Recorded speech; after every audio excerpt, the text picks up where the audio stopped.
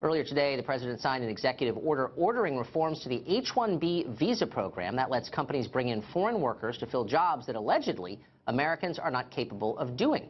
Billionaire Mark Cuban is a vocal supporter of H-1Bs. He says that importing foreign labor makes America stronger. We spoke with him about the president's order.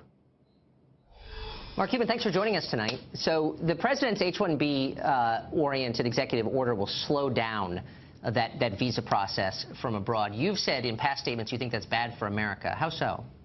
Right. Well, there's two parts to the H-1B story. First, there's the hoarding of visas, which I think is a problem. You get a lot of outsourcing companies that apply to the lottery in huge numbers, and they just win a lot of visas, and they use them for lower-paying jobs. That's wrong. Hopefully, this addresses it. On the flip side, there's the other side of getting the most qualified applicant for a company. And going out there and searching the world for the best applicant, I think, is a good thing for American business. It allows us to compete globally in ways we may not have otherwise been able to. I mean, that's the talking point, and it makes sense, I have to say, on its face. But the reality, as you know, is that 80% of the foreigners admitted under H-1B make less than the median income in the field in which they work. In other words, they're being brought over not because of their skills, but because they save labor costs. That's a subversion of the idea. But, okay, correct. But remember, I said there were two elements here. The jobs that were companies are just but it still makes a difference, right? The nuances, the details matter, Tucker. The companies that are hoarding visas, they're the ones that are causing the problem you're mentioning, where people are coming in and they're forcing down wages. That's bad. That's wrong. That's not at the core of the value of H-1B visas. So when you look at the actual numbers, you're exactly right, and hopefully this will address it. But when it comes to competing for the best talent around the world, I'm a big believer in American exceptionalism. I believe we can compete, and when someone from one of our universities, when a native-born American or an immigrant, naturalized, however you want to define someone working here in the United States, when they can't get the job, we get smarter. We know, if someone doesn't get a job from me, I tell them, work harder, get smarter, you'll get it the next time around, you'll get the next job. I think that's good for everybody. Except in a lot of those cases, we don't get smarter, we get unemployed and go on disability. I mean, 44% thereabout of recent college graduates. Go on to disability? Yeah, I mean, people actually stay out of the labor force for huge, long periods of time. They're not even counted in the official numbers. That's how long Tucker, they're out of the labor force. That's so far out of left field, to assign a disability issue. Look, I'm talking about SSI, disability insurance, which is one of the ways that people make do when they don't have a full-time job, as you know, and it's a huge issue in this country. Yeah, of course. People going on disability when they shouldn't is an issue. That's an issue to be addressed. But don't attach it to the H-1B visa issue. But again, I'm not attacking anyone for being disabled. You're missing the point. What I'm really saying is we have a huge unemployment problem in America, and that also extends to people who just graduated from college. Over 40% of whom say they're underemployed. So we have a massive labor pool that's educated in our system, and yet they're being turned away in favor of people who are educated abroad. Yeah, that does not help America in any way. Well, again, part of what's going to change is the visa hoarding. I can't emphasize that enough. That is where Americans get undercut in the pricing for jobs. Problem, we agree there.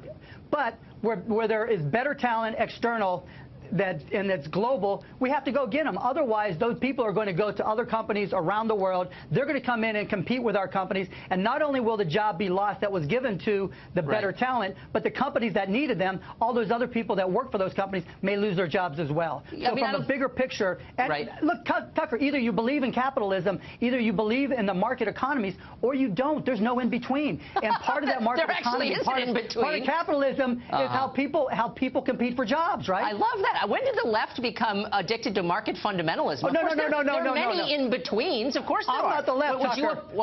I'm not the left by a long shot. Would you apply market forces to your marriage, to your family? I mean, there are limits to how far... No, I'm serious. Capitalism is not a religion. It's an effective way of generating wealth, but to the extent it hurts Americans, shouldn't we respond?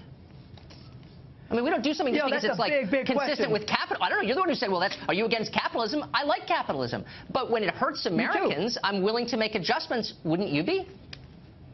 Well, isn't that the nature of capitalism? Isn't that the nature of a market economy? That in the short term, there is dislocation, there is disruption, but hopefully, because of American exceptionalism, because we are who we are, that we believe in entrepreneurship, we believe in the American dream, that entrepreneurs can go out and use their knowledge to create new companies. So, yeah, I hate the displacement that occurs when there's change.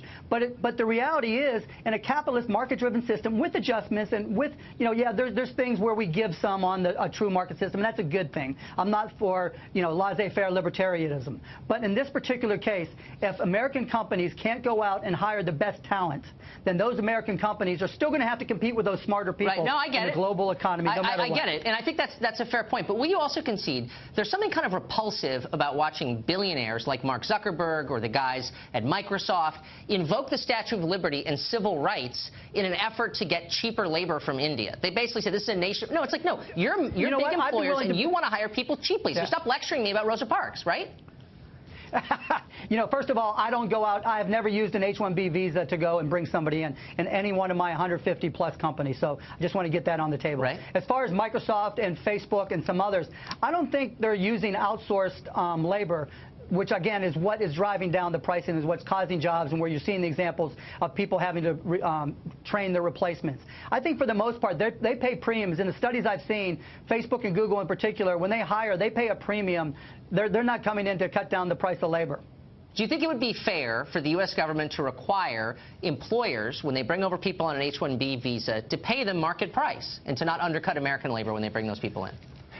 On the surface, that makes perfect sense. I think that's happening. But again, Tucker, I can't repeat it enough. If you get rid of the visa hoarding, the problem that you have, and I agree with you here, we're on the same page here. If you get rid of visa hoarding, that problem disappears. If you change the lottery so that it's based on the job, it's based on a meritocracy, that problem disappears. So I really agree that there's a necessity for changes in H-1B, but getting rid of the hoarding will solve that problem. So why has nobody done this? I mean, I don't want to get too political with you. I know you're not a political guy, but gee whiz, we just had 8 years of the Messiah who cared about ordinary Americans. This is a problem. You're conceding it's a problem. Why didn't the last administration address this? Maybe because they were in bed with the tech community. Well, maybe, but at the same time, you have to prioritize. And, I don't have an answer for you. Look, I'm not a liberal. I'm not a conservative. I think for myself. I'm an independent. There's always a way to find answers to specific problems. And, government doesn't always deliver those. And so, I'm not going to speak to why it didn't get solved before. Fair point. Mark Cuban, thanks a lot for joining us on that. I appreciate it. Always fun, Tucker. Thank you.